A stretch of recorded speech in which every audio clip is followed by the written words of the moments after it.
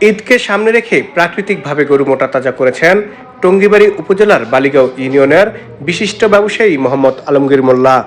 এরই মধ্যে বিক্রি হতে শুরু করেছে খামারের গবাদি পশুগুলো। বিভিন্ন এলাকার গরু ব্যবসায়ীরা ভিড় জমাচ্ছেন এই খামারে। অসাধু গরু ব্যবসায়ীরা কৃত্রিম উপায়ে গরু মোটা তাজাকরণ করলেও দেশীয় পদ্ধতিতে গরু মোটা তাজা করেছেন আলমগীর মোল্লা। এসব গরু মোটা তাজা করা হচ্ছে সম্পূর্ণ দেশীয় খাবার খাইয়ে।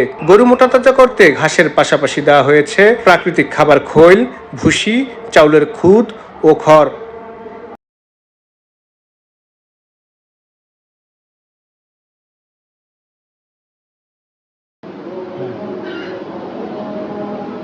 বিসমিল্লাহির রহমানির রহিম। আলহামদুলিল্লাহ, আমার এস ইন্টারন্যাশনাল অ্যাগ্রো ফার্মে কিছু গরু করছি আমার খুব শখে। এগুলো ন্যাচারাল খাবার, অর্গানিক খাবার আমি খাওয়াইছি। মূলত গরুগুলো আমি শখেই এখানে করতেছি ঈদ উপলক্ষে।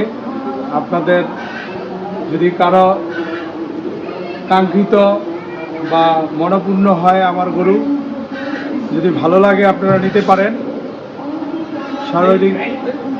সর্বক্ষণ আমি দোয়া কামনা করি, ঈদের অগ্রিম বার্তা, অগ্রিম অভিনন্দন।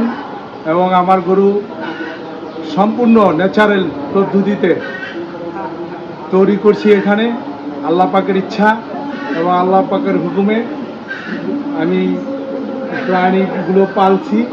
এখন পবিত্র ঈদুল আজহা উপলক্ষে এখন আপনাদের আমন্ত্রণ জানাচ্ছি, যদি আপনারা আমার এই গরুগুলো নেন, দেখেন এবং যাচাই বাছাই করে নেন আমার গরু।